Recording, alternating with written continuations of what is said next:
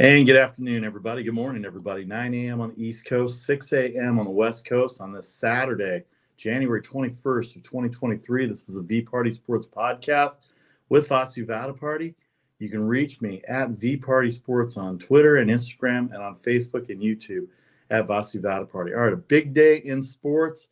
We'll recap a little bit of Friday's NBA, NHL, a couple of NCAA games to go over, but a big day in sports, college basketball.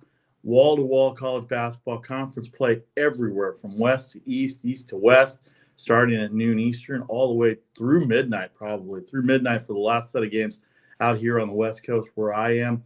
The NBA with 7 games tonight. The favorites went 2-5 on Friday. I give you my NBA best bets at 11 a.m. Eastern on the Daily Post. And then, of course, if you missed any of the information, we'll get you the replays right up until noontime, right up until tip-off, right up until kickoff this afternoon, 4:30, when the NFL starts.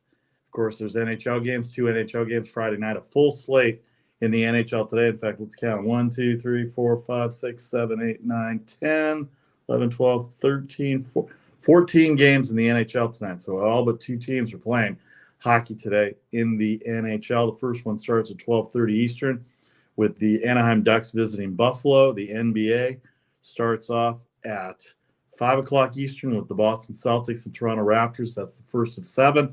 And then college basketball, as we said, starts all day today. It'll start at noon Eastern, and that'll go with 5 games. 1, 2, 3, 4, 5, 6, 7, 8. 8 games at 12 o'clock, 1 at 12:30, and then the crux of the schedule gets going at 1 o'clock with TCU and Kansas, the big one early. And then a monster game at 2 o'clock between UCLA and Arizona. All that and more coming up on the VParty Sports Podcast with Vasu Party. You'll see the tickers go across at the bottom with the NFL lines, the NBA lines as well, and then the college lines will follow with the hockey lines as well. All right, so here we go. We know what day it is. It's divisional weekend. It's the NFL. The lines for the game, as they've been updated just now, the lines for the game are Kansas City has gone up from 9 to 9.5. The total is 53. That's wavered a little bit from 52.5 to 53.5 to 53. 9.5, the line has gone up. And don't you think the odds makers know what's going on here? That game that they played earlier, they played a game earlier this year, and I want to look up the date here real quick. Kansas City played Jacksonville way back on November 13th. It was a 27-17 victory. Patrick Mahomes threw 4 touchdowns. That game started out at 10.5. It went to 10, and then it ended up at 9.5 right before kickoff. Don't you know these odds makers know what they're doing? So they're not putting this game at 10 for people to take Jacksonville and maybe get a push out of it. We all saw what happened last week in Jacksonville against the Los Angeles Chargers. But 9.5 for Kansas City, 53 the total. The game stayed under the first time they played. Jacksonville was in the midst of their struggles after that game. They went to 3-7. Kansas City 7-2. Of course, now they are 14-3 as they'll host Jacksonville. The miraculous comeback last week versus the Chargers. The Chiefs end up 14-3. Today's weather, 38 degrees and cloudy. Everybody knows what's going on with Jacksonville. It all starts and ends with Patrick Mahomes for Kansas City. Their defense has been so-so, but the number one offense in the NFL takes shape today against the Jacksonville team, who's been hot. They won 5 in a row to get in the playoffs, actually. They've been in playoff mode ever since they had to win and get in every week. And they did, winning the last game against Tennessee. And then the final game, Tennessee, Houston Texans, the Jets. They beat the Cowboys. They beat the Titans. And the Lions on December 4th were the last game that they had lost. So 1, 2, 3, 4, 5. 5-game winning streak to close the season. And then the playoff win, the miraculous playoff win, is a 2.5-point underdog last week at home against the Los Angeles Chargers. They win that game 31-30 on a Riley Patterson 36-yard field goal. So that's what we've got going on. The weather, 38 degrees by kickoff and cloudy for Kansas City for Arrowhead Stadium all over Missouri. 4:30 Eastern the game, 1:30 Pacific on NBC, 3:30 for all of you in the Midwest. Okay, we get on to the next game. The Philadelphia Eagles, 14-3. They have the 1 seed. They're playing the Giants for the 3rd time this year. Division rivals. 9-7-1 for the Giants. Who knew that tie was going to come into play for the New York Giants when they tied the Washington Commanders? They ended up with that tie. They ended up having a one game ahead of Seattle and Detroit in the loss column. Giants lost to Detroit. That would have eliminated them. And then Seattle beat Detroit, and that would have eliminated Detroit if it ended up being a three-way tie.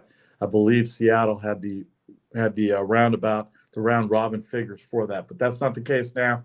Giants with a big win at Minnesota last week. They come up with Daniel Jones and Saquon Barkley, big games last week for the New York Giants. To get the box score here real quick to make sure we get the right numbers here. Excuse me, 9 a.m. in the morning here.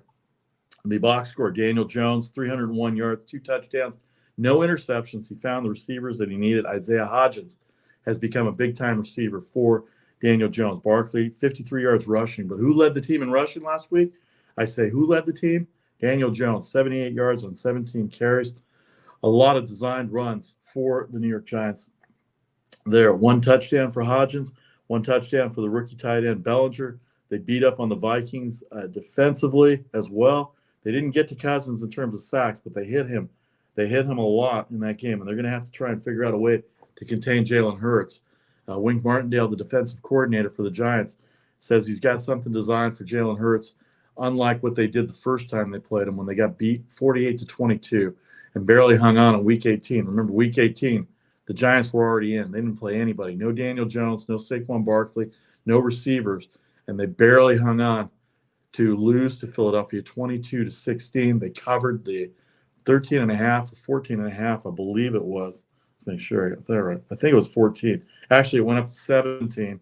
43 was the total. The game stayed under, but in terms of the box score, Davis Webb had 168 yards. Lawrence Cager rushed for 69 yards. So guys that don't normally play were playing. Gary Brightwell had 60 yards, so no Barkley, no Hodgins, no Daniel Jones, and yet they lose 22-16 to the Eagles, who had everybody in that game. Hurts had 229 yards, didn't throw a touchdown. Giants defense has played well the last few weeks. They held the Vikings to 24, the Eagles to 22, the Colts to 10. They lose to the Vikings 27-24. That was a Greg Joseph field goal. But everybody had a feeling the Giants were going to come back against Minnesota. And Minnesota was on upset alert. And then the previous Sunday, they only allowed 12 points to the Washington Commanders, a game that would turn out to be huge for them in terms of tiebreakers for the playoffs. So that's your Saturday setup for this weekend. The Kansas City Chiefs and the Jacksonville Jaguars, 9-53, 9.5 and 53 for Kansas City. The Eagles, 7.5 and 48. Don't forget, best bets coming up. Best bets with the Daily Post coming up at 11 a.m. Eastern, 8 a.m. Pacific time. 5-0 for me in the NBA Friday. That gives me a total of 14-4 for the week in the NBA. Overall, 14-4. Overall, 29-11 in the NBA since January 1st. So that's over 70%. Don't have the exact calculation, but 29-11 in the NBA. I know Saturday's a big day in college basketball. I'm 7 games under in the NCAA going into today, going into this weekend. It's a big college basketball day, but I'm very confident get that back. It's all 7 losses that I'm under 500 are from this week. So that's going to change today. Hopefully it doesn't get worse, but I've got some good plays for you today on the Daily Post at 11 a.m. Eastern. So Kansas City, Jacksonville,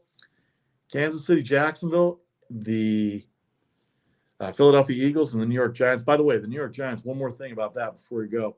22-16 in Week 18. 15 opportunities before this. I want to thank Russell Baxter, ProFootballGuru.com, and football, seriously, for giving me this number. 15 times where a team has swept its opponent 3 times, division rivals, out of 24 opportunities. So we don't have the numbers against the spread for that, but that includes the 49ers last weekend against Seattle. They're number 15 of the 24 times that it's had. All right, when we come back, we will hit the NBA, we'll hit the NHL, and we'll get you going for this Saturday on the 21st of January, early in the morning Saturday, a little after 6:15 on the West Coast, 9:15 on the East Coast. VParty here with you on the VParty Sports Podcast. Back in 1 minute.